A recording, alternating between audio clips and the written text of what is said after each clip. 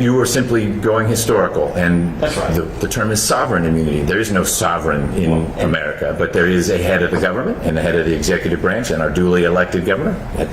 That would be where sovereignty starts. That's right, and the principle derives from the king, and so you have to understand that context to properly apply the principle here. But the governor doesn't think that he is beyond any reach of law. He's just beyond the reach of this particular subpoena, because there are other mechanisms if the state needs or wants to investigate the official activities of the governor.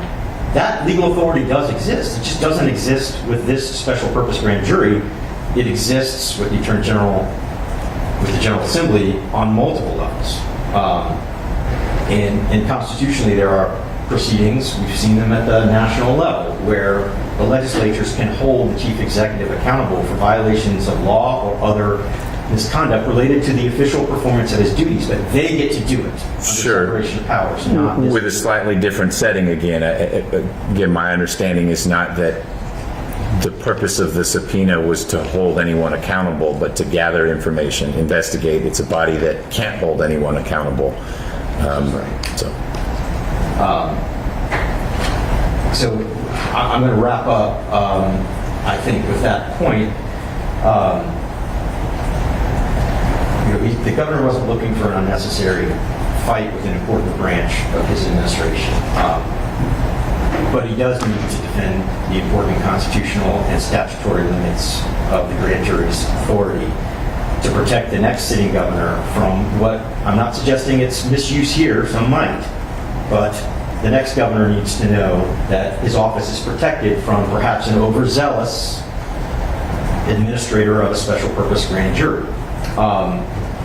So we are here asking the court to follow the clear law, what we think is the clear law of the state, and hold the special purpose grand jury to that law, to its statutory limits and to its jurisdictional limits.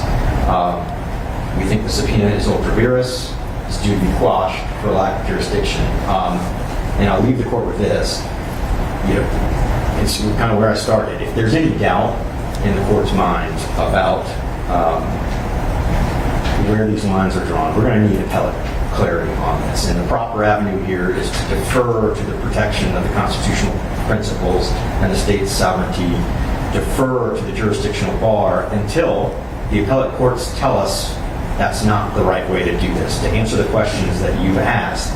So we would urge the court, if you have questions or concerns about the reach of sovereign immunity here, that you give us the quash order and let the state take it up if they want, and we'll get the clarity from the appropriate appellate court. All right. Thank you. Mr. Wakeford.